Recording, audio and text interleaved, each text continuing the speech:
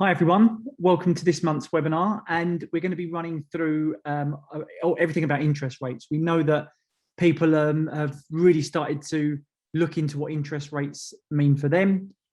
People have really started to talk about things like, is it going to increase costs of mortgages, what it means as a landlord, which is the majority of properties that we sell. So we're going to give everyone an extra sort of 30-40 seconds to join up, as there's a few people that are running late. But before we go into it, what I'd like to say is thanks everyone for joining. When you watch this back, and if you could subscribe to this video, that would be fantastic. It really helps us, and it really helps us know what you guys are looking for. So any subscriptions that you're looking on YouTube now, if you can subscribe, we can get you out all of our latest content. And I believe our marketing department is going to send a poll for our next webinar. They're going to send a poll in terms of when people actually want to do the webinar, when people want to actually listen. So there are some people saying, well, they can't do till evenings. Some people prefer during the day. So we're going to send a poll out, and then we can start to talk about when's good for you and when you guys can do. So look, guys, without further ado, let's head into interest rates, what they mean for you. We're going to discuss a bit of the historic interest rates, what they've been, and how it's going to impact you guys. So look, let's head in. Well, importantly as well, what we have to look at is inflation. Of course, is inflation bad? What causes inflation? Why do they increase rates? And we're going to start to talk about how it's going to affect the mortgage rates and the cost of your properties. So at the start of 2021, we saw that inflation was 0.7% at the start of 2021. It ended the year 5.4%, which is a dramatic increase. But we can't just say that that's down to one or two things and that there's one quick fix for it. It just simply doesn't work like that. So what we have to do is we have to look behind the numbers to find out and work out exactly why inflation has gone like this. But importantly as well, we have to look at what steps they can do and what steps they can put in place to actually try and curb inflation. And again, we have to ask ourselves as well, is inflation bad? Because you have to have inflation. Without inflation, we don't have wage increases, and of course, the reality is we stagnate. So what we have to look at is what kind of inflation is good and what kind of inflation is bad, because what you don't want is inflation, or what's worse still, hyperinflation, which we should never get. There are other countries, third world countries, that will get hyperinflation, but not us. What we are looking at is, in terms of inflation, if the cost of living increases more than your wages are increasing, then the reality is you will have less money in your pocket. It's pretty straightforward. So for example, if the cost of your grocery bill, your energy bill, running the cost of your household increases, well, and your wages stay flat, you can have less money in your pocket. So that essentially, in a nutshell, is what inflation is. But a little bit of inflation is good. We want to see wages increase. We want to see the cost of goods increase. That's the way that the world moves on. But look, what we have to look at is what has caused this inflation. So the first of all is lack of cheap labour. Now, we can't get away from the fact, whether you were a Brexit supporter or you voted against Brexit, the reality is Brexit has caused a lot of cheap labour, or partly caused for a lot of cheap labour to go back home. And the reality is what happens is, well, businesses still need to run, and we have to look at what kind of businesses they are. So for example, things like coffee shops, restaurants, farms, all of those kind of things. It's costing a lot more money now to run those particular businesses. So what they have to do is, if you can't get cheap labour, well, you have to have some form of labour. So you have to increase your wages that you're paying. And of course, you increase the wages that you're paying. This then starts the inflation cycle, because those people that are being paid now have more money in their pockets. They can then go in and spend, and so the cycle of inflation increases. But that's part of the problem. In terms of Brexit. The other part of the problem was COVID. The moment that COVID hit and people thought, well, actually, we're going to be locked down, people naturally navigated back to their families. So if the cheap labour, again, these were coming from more of the Eastern European countries, the cheap labour would simply go home and spend the lockdown with their families rather than spend it in an expensive property in the UK. So a lot of the cheap labour then decided to stay home and not come back. Now, we've seen this, as I say, Brexit started the issue with the cheap labour. COVID accelerated the issue with the cheap labour. But again, one thing that you probably all read in the newspapers is lorry drivers. So we've had a lorry driver shortage. This means that supply chains can't process the way that they have been.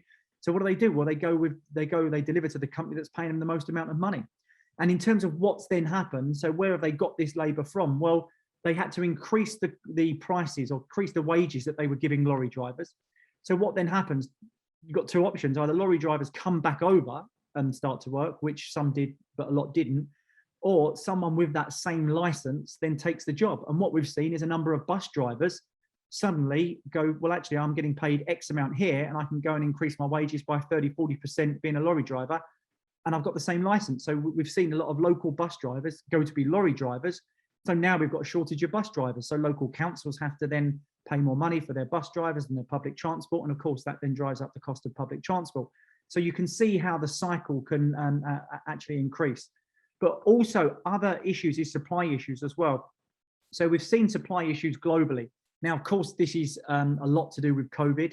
The fact that the supply chain got blocked, and if people wanted to buy garden furniture, go back to sort of 2020, 2021, garden furniture. I mean, the shortage of garden furniture coming over from China was unbelievable, and the prices ramped up. And again, this then caused inflation, because if there's supply issues, a business still needs to make a profit. So if there's not much supply around, well, and the demand is still high, they can put up their prices. They put up their prices, and again, this feeds down, and this starts to feed into the inflation cycle. Energy prices as well. We're all going to be feeling this soon, or if we're not already. The energy prices started to increase. Now, whether that's gas, electric, and we're going to come on to the conflict, the Ukraine-Russia conflict, and how that's going to affect things towards the end. But the reality is energy prices increasing. We've kind of paid, or we're kind of paying for poor decisions in years gone by, just relying on potentially one or two sources of supply rather than having our own supply, but that's another story. And the reality is energy prices increases, and we've got petrol. We're seeing it at the pump at the moment, where we've got the highest ever petrol prices. Again, that feeds into inflation as well.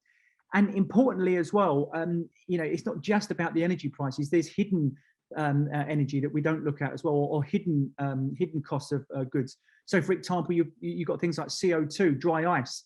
The price of CO2 increased due to a shortage again of drivers, and the transportation increased. And dry ice is used in a huge number of products. It's used in things like manufacturing over in China. It's also used in things to actually get goods from one place to another and keep it cool. So there's a number of things that have caused inflation, not just directly in our pockets, but indirectly as well. Now, of course, what then happens is as the prices increase, people have got more buying power. And of course, we've seen throughout lockdown, when people were furloughed and business had bounce back loan, they actually had a little bit more money than they typically would have had if they were going to work normally. So they've got more buying power, they buy more goods. And again, that then pushes into the cycle. So all of these things combined, as I say, including the furlough, including the bounce back loans, the reality is all those things combined mean that people have had more money in their pockets, which then does lead to inflation. So that's what's caused the inflation. Now, the reason why I feel that we have to look at what causes the inflation before we can come up with the solution is because what we have to look at is, are interest rates actually going to cause too much of a dent whatsoever? So we're going to come on to that in the next part. But there are a number of other factors, guys. It's not just these four reasons here. There are a huge amount of reasons why inflation has kicked in, but they're the main reasons that we know why inflation has been caused. So then we basically come to the point of what next. And as I say, we've run through the fact that it was part Brexit. We've run through the fact that it was part COVID. We know it's delivery costs, and we know it's issues with supply in the warehouse, and we know it's the energy prices. So then we have to look at what can we now do with this? So how are we going to combat inflation? Why do they raise the interest rates? The reality is they raise the interest rates to take money out of your pocket. That's the hard and fast rule. If they increase interest rates, it means the cost of borrowing, and it isn't just mortgages, but the cost of borrowing throughout. Everyone typically has some form of borrowing, whether it's a mortgage, whether it's a loan, whether it's credit cards, whether it's your car, whatever it is, there's a cost of borrowing. So if they increase the cost of borrowing, then you will have less money in your pockets. So all those people that have had a year off in lockdown or furloughed and have been saving money, for example, they haven't had to pay lunches, they haven't had to pay for travel. And there are a lot of good friends of mine who said that they're actually better off being furloughed than they were actually working, which is ironic because they didn't actually have all these extra costs. So they're the people that are going to feel the pinch now, and they're going to take money out of people's pockets, because if you have less money in your pocket, you have less money to spend. Therefore, that theoretically should curb inflation. However, there are some things that it won't affect.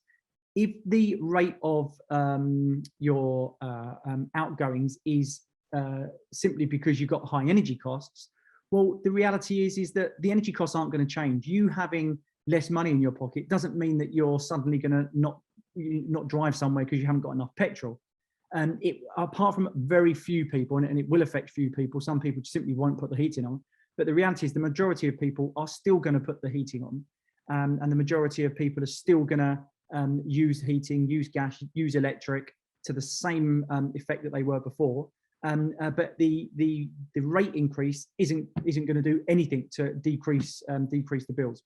But again, the summer will actually help, because when the summer comes along, the reality is that energy we use less electric, we use less heat, less gas.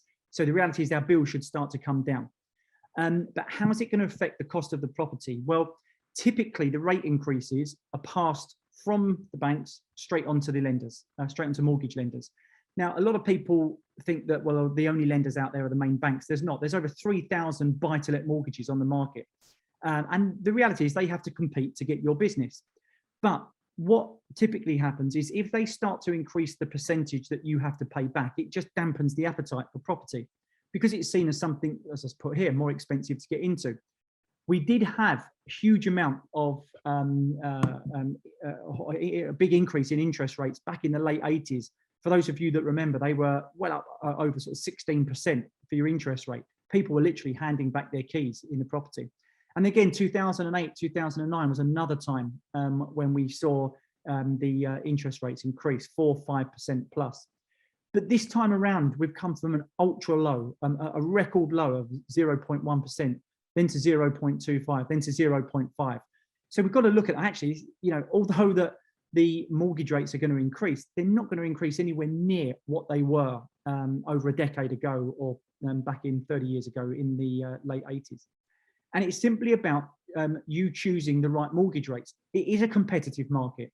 So what I would do is, a lot of people, traditionally just go to their bank, their bank that they've been with 30 years. What mortgage can you give me? And suddenly they're paying 3.5%, 4%.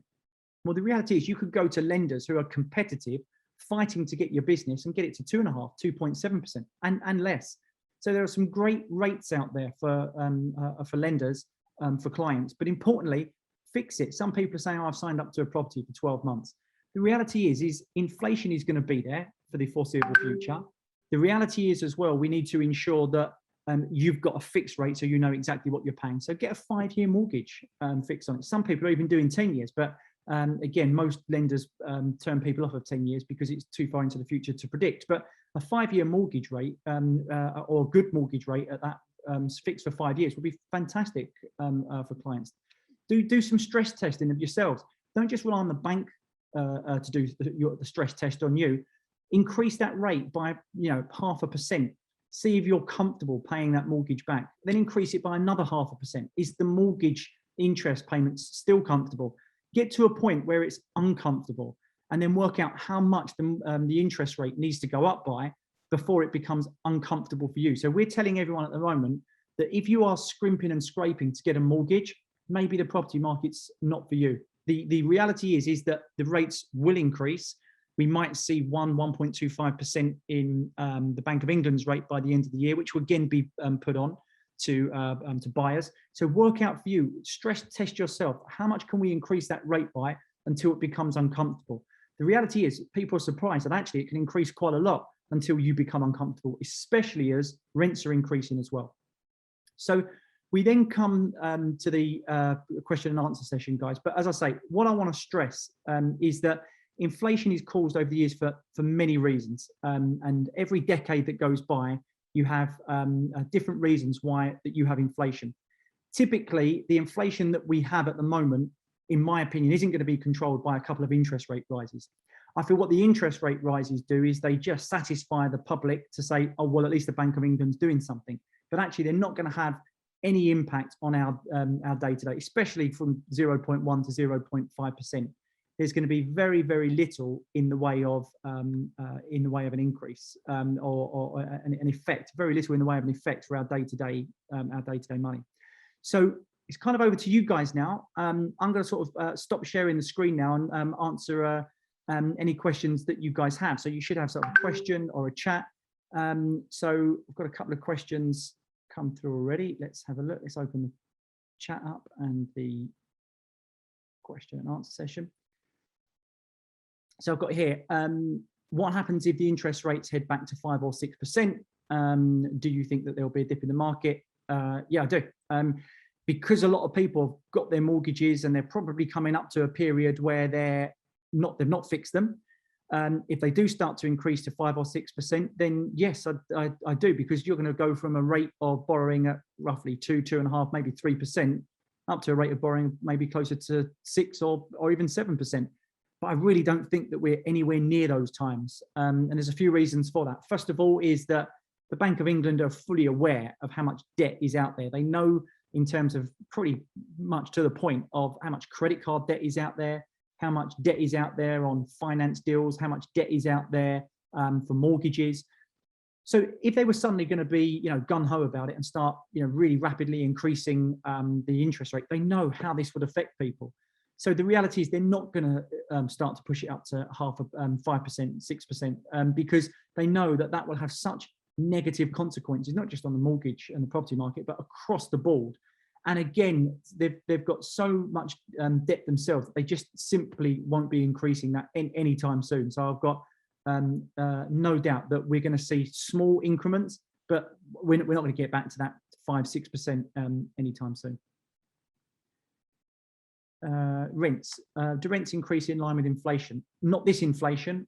So they won't be increasing sort of 5, 6, 7% plus per year at the moment, but they are increasing.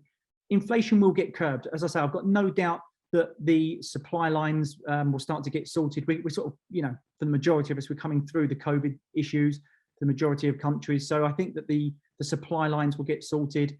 I think what hasn't helped as well is this recent conflict, Russia, Ukraine. Again, issues with sort of energy supply, gas supply, Russia cut off from the SWIFT system, all things like that won't help. But I think as we come to the summer months, we should start to see a little bit more of an even keel. Things even out, and things will start to calm down. I still think that there's a couple of or 2 or 3 negative months of inflation where we're going to start to see it or keep seeing it increase, I should say.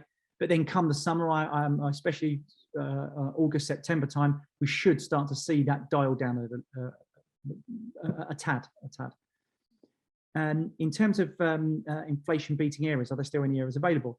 Yeah, it's not like we were in 2020, 2021, where we had sort of 8 to 10% increase. We're not looking at those kind of gains. That was just an anomaly. There are very few people that predicted, that property market was going to do 8 to 10%. However, the reality is it did. But there's still great gains to be made. If you can get short-term let properties, which that's really our market where we're working. Traditional let is still great. You're still 4 to 5% income. But if you can get that short-term let market and find the right property at the right price, and you're making 8 to 10% net income, there's phenomenal yields to be had. And add that to 3 to 5% growth per year on average, depending on where you buy. Again, it's still a really good time to buy property, especially as we saw, I think it was Feb the 24th, I think that the market dipped 3 or 4%, it bounced back the next day. But a lot of people now, we had a big influx of calls that day because people look for safe haven, people look for things like, gold, tangible assets to put their money in. I've got here my residential mortgage rate is 1.25%, fixed for another 4.5 years. If the Bank of England rates get to 1 or 1.25, have the bank got the rights to change my fixed rate? Like I had energy fixed, but the company went bust, and I got pushed onto the variable rate, which is much higher than my fixed rate. No, if something happened to your bank, then of course you'd have to change your mortgage. But the reality is that we're not in those times when we saw people queuing outside Northern Rock from memory, queuing around the block to get their money out. No, so you've got a fixed rate with your bank. They'll honour that for the next 4.5 years, and that's why we say to everyone, sign up for. That's a cheap rate. You've got a 1.25% rate fixed for another 4.5 years. You've done extremely well, and that's what a lot of people, we're saying to people at the moment is, lock those rates in. We feel that over the next sort of 4 or 5 years, the rates will grow. As I say, we don't feel they're going to get back to that 5%. But yeah, we're not talking about energy companies here that go bust. With bigger banks should be safe, especially you're covered by the FCSS scheme, etc. In terms of areas, I've got here. In terms of areas, has anything changed, or are we still looking at the same areas? Pretty much the same. We just changed the pockets of areas. So, for example, let's take Manchester. Although that we're looking now at places like areas like Trafford, we probably wouldn't have been looking at Trafford 10 years ago. We would have been looking at places like Ancoats, which was up and coming. But now we've got Trafford, where a lot of money is being spent, council spending money. We've recently had a recent one, Burton on Trent. Again, Burton on Trent is not something where people go, oh, that famous buy-to-let place. But the reality is that there's a lot of money going in from industry, from tech, and because of that, it's a great place. It's 30 minutes from Birmingham, 30 minutes from Nottingham, close to Leicester. So again, there's a lot of people going into those particular areas and buying, and we've got grade 2 listed quality apartments for 130, 135. People only need sort of 30,000 to exchange, the rest mortgage. And there's great areas like that where you can still make great gains. So it is pretty much the same areas, but there are other pockets as well. What we're looking at, but the reality is a lot of people think, well, they've got to strike at the right time and get out at the right time. Guys, honestly, it doesn't work like that in property. If you're looking for short term, don't do property. If you're looking for a 6 month or a 1 year, quick get in and get out, then my advice is don't do property. This should be something for long to medium term, and you've got great And I say, if the market does dip, if we start to see a 5 or a 10% drop, then the reality is if you're not selling it, it doesn't matter, because you're still getting the income. And then when the property market goes up again, just like we saw the drop in 2008-9, then it picked up again, and we are beyond the prices what they were back in 2008, 2009. It genuinely doesn't matter. As long as you're comfortable with the income, you're comfortable with what you can pay back, you've got no problem at all. So all in all, guys, as I say, the inflation, another big thing about the inflation, going back to that, is that it's all about the mindset as well. For example, if people are reading about inflation and cost of money coming out your pockets, then actually what happens is people start to think twice about that when they make that unnecessary purchase. So it's all about media as well actually has an impact on how much you're spending, because if you're reading a lot of negative news, it's been proven that you keep your money in your pocket for that rainy day. But as I say, I personally won't get too overly worried about inflation. There's a number of factors which we know have caused inflation, and I don't feel there's anything major. I think that we'll start to see that peg back towards the summer months. I've invested in a development which construction hasn't started, and the target date was December 2021. The long stop date is December 2022. The project won't deliver. What are my rights now and after December 2022? So as with all projects, we've got to wait until the long stop date. So I would contact your lawyer, and I would make him or her aware that you are going to be trying to rescind that contract at the long stop date. And at the long stop date, you can legally rescind. That's with any project. Then the developer, depending on the contract you sign, developer's got a choice. They can either pay you straight back, or they have a certain amount of time to sell that property. It all depends on the developer at that particular time. If they're on site, some people can what they can do is they can just see how it goes. They can potentially sign a deed of variation for another 2 months or 3 months. So what some people have been done is they've turned around and said, well, okay, I'm seeing you on site. I'm at my long stop date. I'm happy to sign a deed of variation for 3 months, but I'm not going to sign a deed of variation for another 12 months. So you can sort of judge it every 3 months and go from there. Good afternoon. Please, as a beginner investor, how would I start investing? Right. Okay. That's probably one that you need to speak to a broker with. My advice would be you start off with your budget. And once you know your budget, your comfortable budget, not your budget which squeezes the life out of you, but your comfortable budget, then we can start taking a look at the right areas to invest in and the right projects. We also need to know why you're doing it. For example, it's not just about your budget. We need to think, well, actually, are you doing this for the next 5 years because you've got 12, 13-year-old children who are going to go to university in 5, 6 years? Or are we doing this for 10 years because you're going to retire in 10 years, or 15 years because whatever that reason may be? So what we need to do is ensure that we are investing in the right areas for the right reason within your budget. So what I would do is give us a call, give one of our brokers a call, and yeah, we'll help you as best we can. No problem at all. Right, guys. Well, look, I think that's everything answered. I hope everyone's well, and I trust everyone is going to have a great start to the week and great March. And even though the weather's not too great at the moment, but look, I hope you'll have a lovely week, a lovely month. And as I say, if you can subscribe to this video, that'd be fantastic. When you do this through YouTube, for those of you that are watching this recorded back. And of course, we're going to send out a bit of a poll after this to see when people want to do these webinars, so we can open it to as many people as possible. But take care and have a great rest of the week. Bye-bye.